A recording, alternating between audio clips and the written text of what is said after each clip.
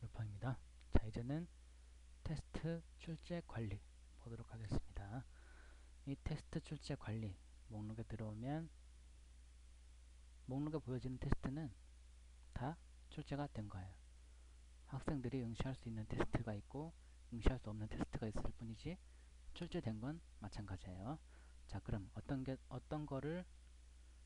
테스트를 응시할 수 있고 학생들이 어떤 테스트를 응시할 수 없는지 이걸 잘 보세요. 이 첫 번째 아이콘 잘 보세요. 자, 출제 완료 여부죠. 회색으로 돼 있죠. 그죠? 검정색이죠. 검정색은 출제 완료, 회색은 출제 미완료. 아시겠죠? 이 회색으로 돼 있는 출제 미완료는 이렇게 출제 목록에 올라와 있지만 학생들이 응시할 수는 없어요. 이게 안 보여요. 학생들 눈에는 안 보이거든요. 이게 왜냐면 출제 미완료로 돼 있기 때문에. 처음에 기본적으로 처음이 아니라 테스트를 출제를 하게 되면 디폴트 값으로 출제 미완료로 돼요. 왜냐면 한 번 더 훑어보라는 거죠. 뭐 오자는 없는지 탈자는 없는지 뭐 정답을 잘못 체크한 건 없는지 확인을 해서 문제가 없다. 이 테스트에 학생들이 응시해도 문제가 없겠다. 그렇게 판단이 되면 그때 이 출제 미완료 버튼을 클릭해서 출제 완료로 변경을 해주라는 거예요. 한 번 더 보라는 의미에서 디폴트 값으로 출제 미완료가 된다는 거. 출제한 다음에는 반드시 이 아이콘, 첫 번째 아이콘을 클릭해서 검정색으로 바꿔주면 된다. 그러면 학생들이 그 테스트에 응시를 할 수 있게 되는 거예요. 아시겠죠? 자, 그 다음에 두 번째 있는 아이콘을 보도록 하겠습니다.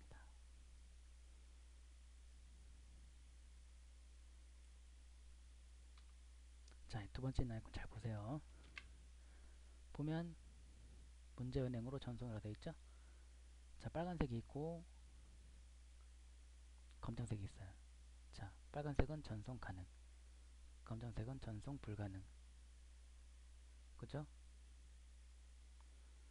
이게 무슨 소리냐면 빨간색으로 되어 있는 것들은 빨간색으로 되어 있는 이 두 개의 테스트는 뭐라는 거예요?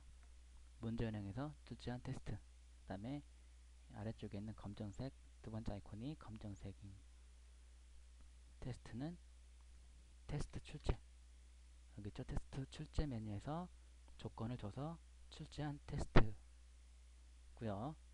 빨간색은 문제은행에서 타이틀을 선택해서 출제 버튼 눌러서 확인 눌러도 출제가 되잖아요. 이런 식으로 출제한 게 테스트 출제 관리에서 빨간색으로 표시가 된다는 거예요.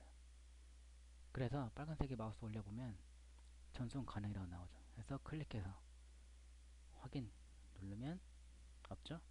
확인 누르면 없어요. 빠지죠?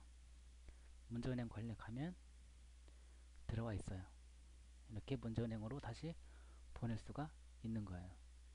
원래 문제은행에 있던 타이틀을 그대로 출제를 이렇게 했던 거였기 때문에 다시 문제은행으로 보낼 수가 있어요. 이렇게 아시겠죠? 다시 원래대로 출제를 할게요. 검정색은 여기 테스트 출제 메뉴에서 조건을 줘서 출제한 테스트다라는 거 알아두시면 되겠습니다. 그래서 이건 보낼 수가 없죠. 문제은행으로 전송할 수 없는 형식의 테스트입니다. 이건 문제은행으로 보낼 수 없는 거고요. 검정 것들은 빨간 거는 문제은행으로 다시 보낼 수가 있어요. 이렇게 출제를 하게 되면 기본적으로 첫 번째 아이콘이 출제 미완료로 된다 그랬죠. 그래서 문제 없는지 오자 탈자 없는지 정답 체크 제대로 했는지 음원 등록은 또 잘 되어 있는지 확인을 하고 됐다 이 정도면 애들이 풀어도 되겠다 싶으면 그때 가서 검정색 아이콘으로 바꿔주면 이 테스트에 학생들이 응시를 할 수 있게 된다 라는 걸 말씀드립니다. 자, 다음에 세 번째 녹색 아이콘 잘 보세요.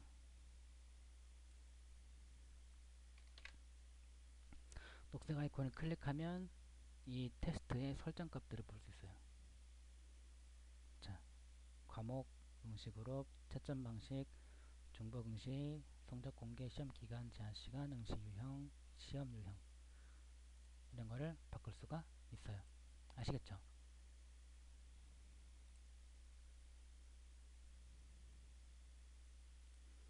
자, 돌아가기. 고친 다음에 저장하시면 돼요. 문제은행에서 보낸 것만 할 수 있나? 아니죠? 테스트 출제 메뉴에서 조건을 줘서 출제한 테스트도 변경할 수가 있어요. 아시겠죠? 그래서 변경해서 돌아가면 됩니다. 적용되니까.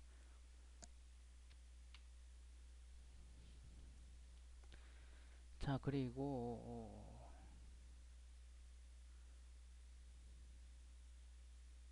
한 가지를 잠깐 빼먹은 게 있는데 뭐냐면 출제 관리, 아니 테스트 출제에서 출제를 하잖아요. 조건을 줘서 그때 문제은행 관리에서 이 첫 번째 아이콘이 검정색으로 되어 있는 것 중에서만 뽑는다 그랬죠. 추출한다 그랬죠. 그 중에서도 듣기 문제는 뽑지 않아요. 아시겠죠? 그러니까 보면 문제 1번 아니 문제 입력에서 시험 유형을 듣기 테스트로 해서 입력한 테스트는 여기에 듣기라고 출력이 돼요. 문제은행 관리의 목록에 이게 이렇게 되어 있다 하더라도 듣기이기 때문에 듣기 문제로 되어 있기 때문에 테스트 출제에서 조건을 줘서 문제를 뽑는다 하더라도 듣기 문제는 제외가 된다 이거죠. 그래서 결론적으로 뽑아지는 문제는 여기 이만큼의 테스트 이만큼의 문제은행에서 문제를 뽑게 되는 거예요. 5번은 5번째 게시물은 이게 듣기 테스트이기 때문에 뽑아지지 않아요. 아시겠죠? 왜냐면 듣기는 이게 보면 이게 음원이 하나죠.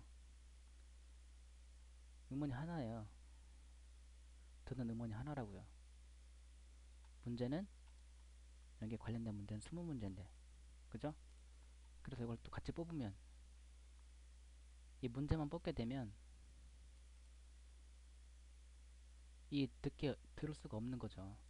얘가 뽑을 때 조건을 여기서 줬을 때 조건을 주고 이제 문제를 무작위로 뽑잖아요. 이 조건에 맞는 거를 뽑을 때 듣기면 듣기 테스트면 이게 문제 음원이 아니 듣기 음원이 하나니까 하나에 20문제가 걸려있는 거잖아 이게 지금. 그래서 문제를 뽑아도 의미가 없어요. 왜? 들을 수가 없으니까. 1번에 들어있는 이 문제 음원을 들을 수가 없으니까. 아시겠죠? 그래서 듣기를 제외를 한다는 얘기예요. 듣기 문제는. 그래서 듣기를 할 때는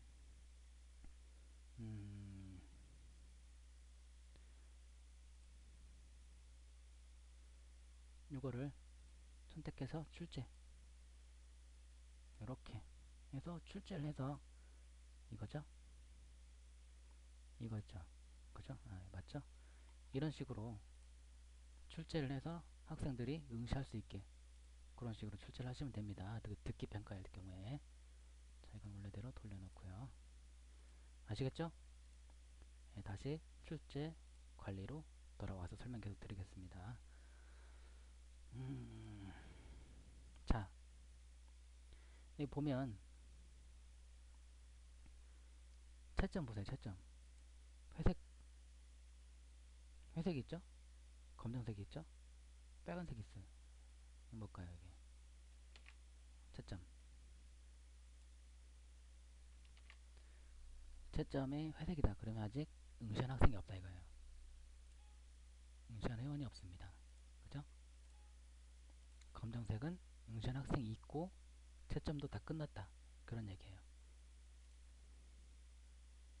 그죠? 자, 빨간색 채점은 응시를 한 학생이 있는데 채점이 아직 안 끝났어. 그럴 때는 빨간색으로 보여져요. 초점이. 자, 들어가서 보면 가채점. 채점이 완료된 게 아니죠? 자, 설정을 보면 채점 방식을 직접 채점을 했잖아요. 관리자가 직접 채점하는 걸로 했잖아요. 그러면 학생이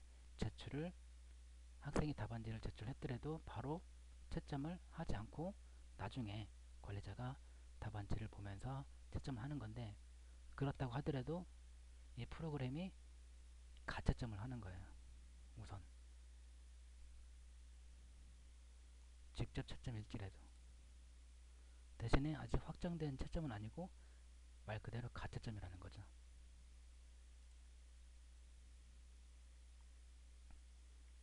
그래서 이제 관리자가 손을 안 대도 이렇게 가채점으로 나와요.